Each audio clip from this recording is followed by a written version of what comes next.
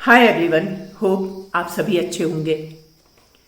आज मैं बात करूंगी उस उत्तराखंड की जहां हर व्यक्ति को एक बार नहीं बार बार आने का मन करता है। आप सभी का स्वागत है यहाँ, एज अ टूरिस्ट नहीं, एज अ प्रकृति प्रेमी। यस, आप भी अपना सहयोग दे सकते हैं इस उत्तराखंड के पर्यावरण को सुरक्षित रखने में। आज उत्तराखंड के पहाड़ चिल्ला चिल्ला कर कह रहे हैं, मुझे बचा लो। थोड़ा सा इंट्रोडक्शन देना बनता है उत्तराखंड के बारे में, ताकि आप उत्तराखंड को अच्छी तरह से समझ सकें। यहाँ के जो हिमालयाज हैं, ये बहुत यंग हिमालयाज हैं, ये अभी ग्रोइंग स्टेज में हैं।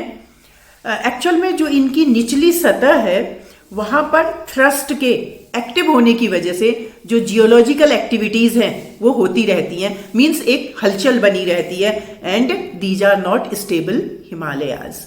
ओके, दुनिया के सबसे ज़्यादा earthquake and landslide sensitive zone है, और अर्थक्वेक होने की वजह से ये जो हिल्स हैं ये क्या हैं, फ्रेजाइल हैं, ये बहुत कमज़ोर हैं।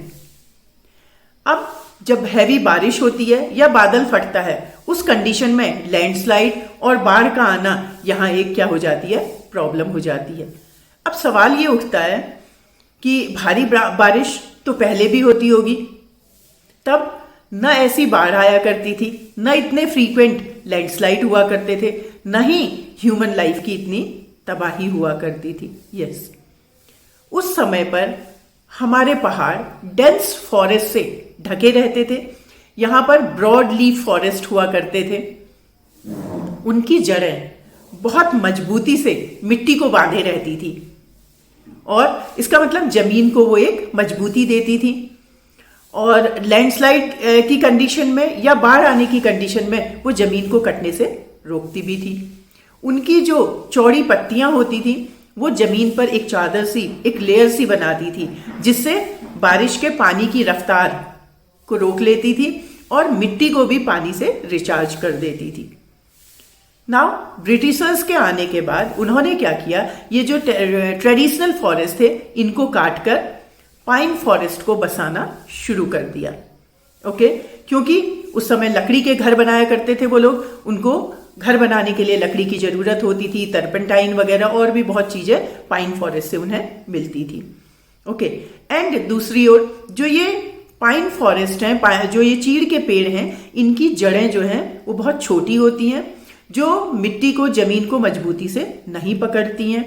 जो इनकी लीव्स होती हैं वो पानी को सोख नहीं सकती हैं, रादर जो इनकी ड्राई लीव्स होती हैं वो बाद में फॉरेस्ट फायर का कारण बनती हैं। और जो ये चीड़ के पेड़ हैं ये अपने चारों ओर किसी और पेड़ पौधों को भी ग्रो करने नहीं देते हैं। तो इस तरीके से माइक्रो लेवल पे चेंजेस आते गए और इकोलॉजिकल बैलेंस बिगड़ता गया। उत्तराखंड हिमालयाज के बारे में इतना सब कुछ जानते हुए भी हम वो कर रहे हैं जो इनकी नींव को कमजोर कर रहा है, इन पहाड़ों को खोखला कर रहा है, और इन पहाड़ों की नेचुरल फिनोमिनन, मतलब कि जो सीजनल चेंजेज हैं, उस कंडीशन में जो एक बैलेंस बनाए रखने की जो इनकी कैपेसिटी है उसको ये क्या कर रहा है, कम कर रहा है। ये सब मैं इसलिए कह पा रही हूँ क्योंकि मैंने अपना पूरा बचपन इन पहाड़ों में बिताया है। अब मैं वापस यहाँ लौटी हूँ तो मैं ये महसूस कर रही हूँ। माना कि विकास जरूरी है, लेकिन उससे भी ज्यादा जरूरी है अपने इन्वायरमेंट को बचाना। प्रधानमंत्री सड़क योजना के तहत दूर दराज गांवों तक सड़कों का पहुंचाना विकास है, लेकिन उसके लिए जिस टेक्नोलॉजी को यूज किया जा रहा है वो यहां बारूद के ढेर पर आग लगाने का काम कर रही है। डेवलपमेंट की फाउंडेशन यहां की इकोलॉजिकल, जियोलॉजिकल और जियोग्राफिकल स्टैंडर्ड को ध्यान में रखते हुए बनाई जानी चाहिए।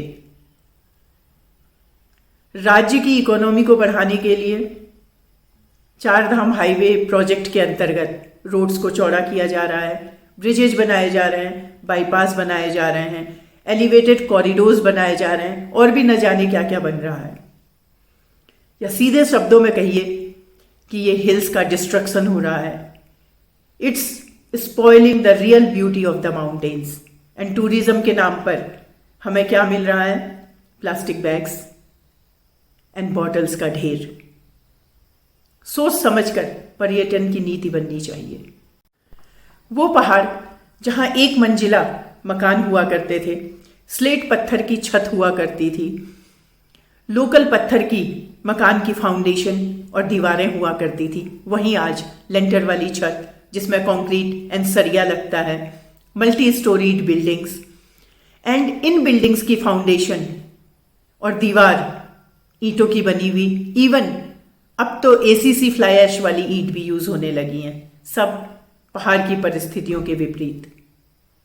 रिवर साइड पर heavy construction, high class hotel, चारों धाम के आसपास बड़ी बड़ी बिल्डिंग्स, सब कुछ समझ से परे है। As per report, central government ने 40,000 से 50,000 मेगावाट इलेक्ट्रिसिटी जनरेट करने का टारगेट रखा है उत्तराखंड के हाइड्रो इलेक्ट्रिक पावर प्रोजेक्ट से, जिससे कि नॉर्दर्न इंडिया के काफ़ी स्टेट्स को बिजली मिल जाएगी एंड साथ में कुछ बिजली पड़ोसी देशों को बेची भी जा सकेगी। But it is all at the cost of ecology of Himalayas.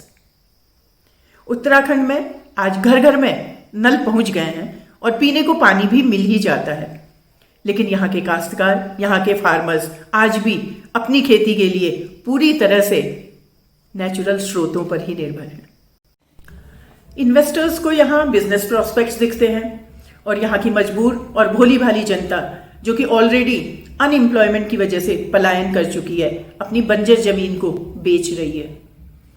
इसी तरह से पोल्यूशन करने वाली यूनिट या मेगा प्रोजेक्ट की जगह हम अपने ट्रेडिशनल बिजनेस को बढ़ावा दे सकते हैं, जैसे कि आपका फ्रूट्स एंड वेजिटेबल का production, floriculture, bee keeping, fish culture, silk का प्रोडक्शन, भेड़ और बकरी का पालन, मिल्क प्रोडक्शन एंड आपका जो है jam, jelly, fruit juice, pickle, papad, spices वगैरह की प्रोसेसिंग यूनिट्स का डालना, जो यहाँ मोटे अनाज होते हैं उनका प्रोडक्शन करना, होम स्टेज को बढ़ावा देना, यहाँ की कला संस्कृति को बढ़ावा देना, और जो यहाँ के हथकरघा उद्योग हैं जिसके अंदर मोटा कपड़ा बनता है, दरियाँ बनती हैं, कालीन वगैरह बनता है, इनको बढ़ावा दिया जा सकता है। एंड इसके साथ ही साथ हम छोटे छोटे जो हाइड्रो इलेक्ट्रिक पावर प्लांट्स हैं जिनसे कि 200 से लेके 500 तक की पॉपुलेशन वाले गाँव को बिजली दी जा सकती है, और ये जो है इकोलॉजिकली भी ये क्या है यहाँ के लिए सूटेबल है।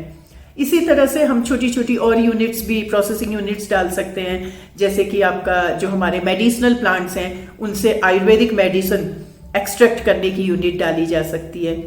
इन सब से हमारे लोकल लोगों को भी एम्प्लॉयमेंट मिलेगा और हमारी स्टेट की इकोनॉमी भी ग्रो करेगी। हम डेवलपमेंट की बात कर रहे हैं, हमारे गांव में जाकर देखिए, अनएम्प्लॉयमेंट, पलायन, लैक ऑफ मेडिकल फैसिलिटीज़, कैसा डेवलपमेंट है ये, जिसको हम नेचुरल डिजास्टर कह रहे हैं, एक्चुअल में वो मैन मेड डिजास्टर है। ऐसी बात नहीं है। हमारे साइंटिस्ट, हमारे इन्वायरमेंटलिस्ट एंड जियोलॉजिस्ट, इन्होंने समय समय पर चेतावनी भी दी है, and which is being ignored. It is also advocated that there is a need to regulate the development of the projects and also strengthen the weak legal framework. हमारा उत्तराखंड एक self sufficient राज्य बन सकता है। सरकार और जनता को अपना दृष्टिकोण बदलना होगा। सरकार चाहे तो हम एक मिसाल बन सकते हैं। कहते हैं बूंद बूंद से घड़ा भरता है, ये एक कहावत नहीं, हमें इसे साबित करना होगा। हर उत्तराखंडी को नामुमकिन को मुमकिन करना होगा। कल्पना कीजिए एक ऐसा राज्य जहां चारों ओर हरियाली, शुद्ध हवा, शुद्ध पानी, शुद्ध खाना और अपना रोजगार। हमारे पास इतना कुछ है करने के लिए कि हम आलीशान जिंदगी तो नहीं, लेकिन एक सुकून भरी जिंदगी जी सकते हैं। हमें विकास के लिए अपने पारंपरिक उद्योगों को बढ़ावा देना होगा। तो चलिए शुरुआत करते हैं, बाकी लोग अपने आप जुड़ते चलेंगे। जय भारत, जय Devbhoomi Uttarakhand. So please like, share and subscribe the channel.